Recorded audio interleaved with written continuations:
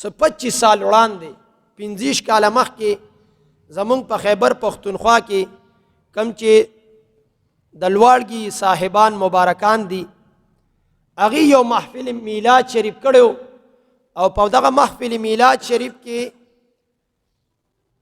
چې کوم مبلغ او مقرر هغه زمونږ استاد محترم امام المدرسین شیخ التفسیر ابو الفضل محمد فضل سبحان القادری سلم شیخ الحدیث دارالعلوم جامعہ قادریہ مردان دی په دغه محفل میلاد شریف کې د تقریر د پاره دی ته دعوت ورکړې شوی لوړګي کې چې کله د صاحبانو مبارکانو پروګرام شو د تقریر په اخره کې استاد محترم صاحب او فرمایل چې ما کم په میلاد شریف باندې دلایل پیش کو کده دینه پسم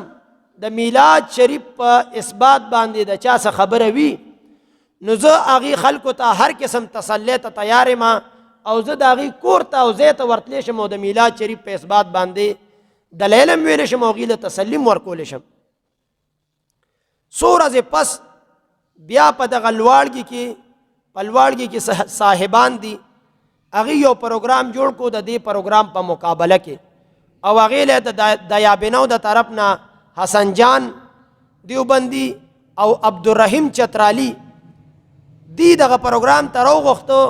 او دغه پروګرام په جواب کې په مقابله کې دا پروګرام دغه اهل دیابینو جوړ کو په دغه کې دغه اهل دیابینو حسن جان او عبدالرحیم اویل چې د میلاد شریف دغه صدقه او خوراک کول دا داسې دي لکه مرداره خوړل دي نو استاد محترم او حضرت شیخ گل بابا جی رحمت الله تعالی علیه د دې په دې طریقه باندې پویو چې دا به دې زمون خلاف دا پروګرام کوي او په میلاد النبی باندې به دې ردونه کوي استاد محترم د مخکنا لوړګي ته بوتلو استاد محترم الته تشریف فرماو د دې پروګرام کې یو کسو محمود شاه دا غنمو افغانی مولاو او د صاحبانو زوړ موریدو دی ولا په دغه پروګرام کې د دیابینو په پروګرام کې دی ناسو چې کله دی زمونږ په میلاد باندې ردو کی ته به مونږ ته سوال جواب رولې کې مونږ براشو خو چې څنګه دی دا خبره وکړه چې د دې میلاد شریف دا صدقه او خوراک کول دا داسې دي لکه مرداره خوړل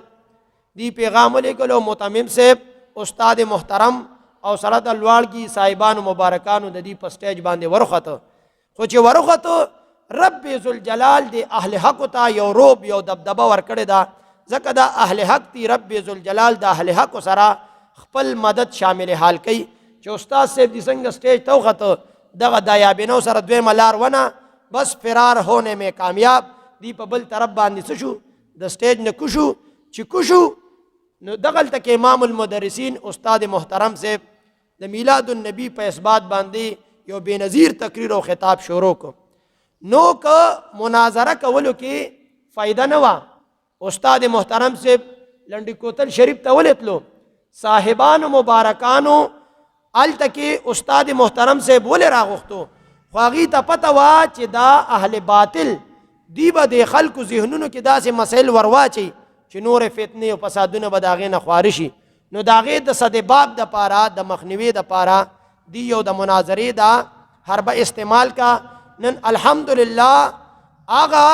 د صاحبانو د شیخ المشایخ د حضرت قبلہ شیخ گل بابا جی رحمت الله تعالی علیه دا برکات تیو د استاد محترم صاحب دغه مناظرې دا اثر دی چې پسونو مدارس د اهل سنت التکی آباد دي رب ذوالجلال دی هر ځای کې د اهل سنتو مدارس آباد او شاد ساتي چې دی د اهل سنت د پاره دومره صحیح مانو کې خدمتونه کړې دي نو دا د دې د پاره بعض خلک وی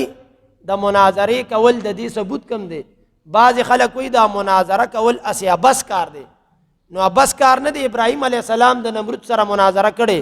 دا بس کار کړي نعوذ بالله پیغمبران بس کار کوي حضور مبارک دا نجران د نسوارو سره مناظره کړي دا سره دینا چې نجران هغه نسوارو هغه خبره اون منل او نه منل رستو خبره دا خو مناظره د اظهار حق د پاره پکار ده دا هغه خلک دا خبره کوي چې څوک د دې فن نه خبري د دې فن سره څه تعلق او وابستګي نوي هغې ته خبره کوي چې مناظره یو بس کار دی. بس کار نه دی. که مناظره بس کار وي که مناظره بس کار وي آدم علیه السلام چې موسی علیه السلام سره مناظره وه دا بس کارو بس کار نه دی. اظهار د حق دپاره مناظره بس کار نه دی. که مناظره بس کار وي نو ابراهیم علیه السلام د نمرود سره مناظره و دا بس کارو دا بس کار نه دی. نعوذ بالله. که مناظره بس کار وي حضور مبارک د نجران د نصارو سره مناظره کړې ده ولی حضور مبارک بس کار کړی دی. حضرت امام اعظم ابو حنیفه رحمت الله علیه د منکرینو دهریانو سره مناظرې کړي ولې دی بس کار کړی دی. امام شافعي رحمت الله علیه مناظرې کړي ولې دی بس کار کړی دی. استاد محترم امام المدرسین چې دغه منکرینو سره مناظرې کړي ولې دی بس کار کړی دی. دغه رنګه زمونږ استاد محترم